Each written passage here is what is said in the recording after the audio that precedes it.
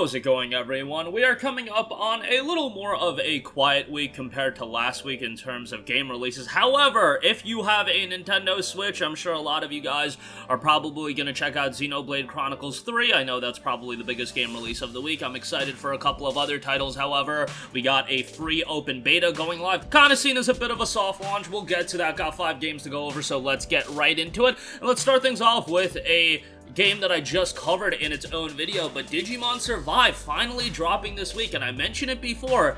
Kind of surprised that we are getting it July 29th. I mean, I think a lot of you guys, myself included, were thinking this was going to be a game that didn't even hit in 2022. Thankfully, it seemed like development progressed on the game. I'm liking how the game is looking. I know some people are thinking, hey, this isn't really looking like a big budget game, but I'm down to play a more mature themed Digimon title. I like visual novels, and with an emphasis on its storytelling, that gets me pretty excited. Digimon Survive is noted to be a hybrid visual novel and tactical RPG set in a mysterious world filled with dangerous monsters and deadly battles that will test your ability to survive. So we've heard like a 60-40, 70-30 split, let's just say 65-35 split on the game being mostly text adventure, but then also being spliced up with these tactical RPG battles.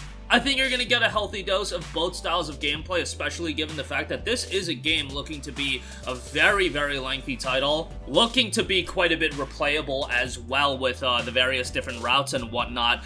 The game's story backdrop notes: after getting lost on a school trip, Takuma Momozuka finds himself transported to a world inhabited by ferocious foes, and new allies join Takuma and his friends as they fight their way back home. Craft your story in this thrilling visual novel with turn-based combat. And again, finally coming, it'll be hitting PlayStation 4, Xbox One, Nintendo Switch, and PC on July 29th. Next up, here's a pretty major game hitting open beta, and that is Warner Bros. Games' Multiversus. Now, this is seen as a bit of a soft launch for the game. There was a version of the game you could already play, but you would have to have been a part of the beta prior, and for a lot of you guys, this is probably going to be the first time you do check it out. Multiversus is a platform fighter that lets you team up with your friends using some of the most iconic characters, including Batman, Shaggy, and more. Find your favorite fighter combos and save the multiverse. It'll be very interesting to see the longevity of this game and how long it's going to get consistent updates, because when it comes to a free-to-play fighter like this, what's going to determine its success is longevity and how consistently we get updates. It does look like Warner Brothers has a long-term plan for this game,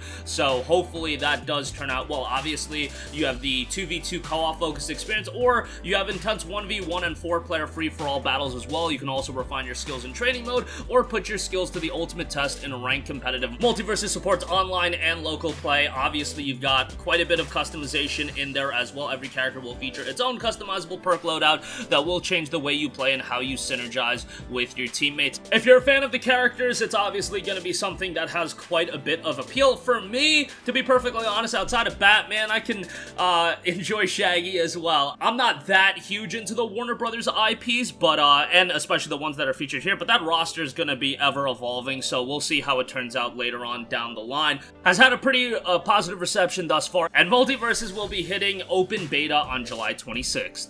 Next up, here's a game that's getting lost in the shuffle a little bit, and that is Lost Epic. Lost Epic is a game that's been in early access for quite a while, but I think right away when you see the game, visually, it's a pretty appealing game. Lost Epic is a 2D side-scrolling action RPG about a war between gods and humanity. The player becomes the deity-defying Knight Godslayer and explores the world known as a Sanctum to bring the Pantheon of Six to their knees. The game saw mostly positive reception on Steam, 762 reviews, with 72% of those reviews being positive. Looks like there's quite a bit of depth to the gameplay. Each weapon has its own unique move. You can customize your knight by combining your favorite skills. By activating your skills at the right moment, you can take down any enemy and deliver massive damage. The game was priced at $19.99 in early access, but it was also noted that the price of the game is going to go up with its full release. So I would imagine a $29.99 price point here. We'll see how it turns out. Lost Epic is scheduled for a release on PlayStation 4 and PlayStation 5 on July 28th. Next up, we have a pretty notable PC title making its way to the PlayStation 4, and that is Rimworld. Rimworld is a sci-fi colony sim driven by intelligent AI storyteller, generates story by simulating psychology, ecology, gunplay, melee combat, climate, biomes, diplomacy, interpersonal relationships, art, medicine, trade, and much more. The game has had a whopping 113,000 reviews on Steam, overwhelmingly positive reception, with 98% of those reviews being positive, so a very solid reception on Metacritic. It has an 87. This is probably the kind of game that would be more associated with playing on a PC, playing with a keyboard and mouse, but it will be seeing a console release come July 29th.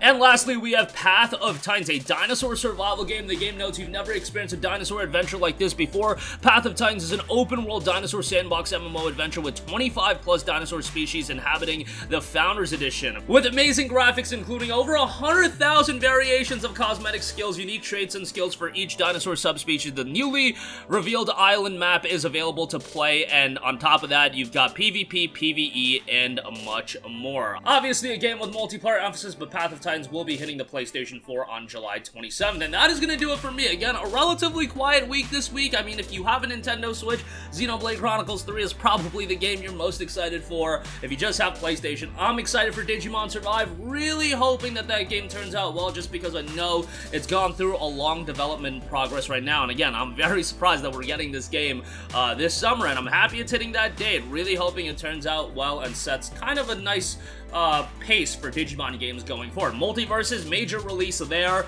You got Lost Epic, you got Rimworld, and you got Path of Titans rounding things out. That's going to do it for me. Sound off with all of your thoughts in the comments section down below. Thank you for watching, and goodbye.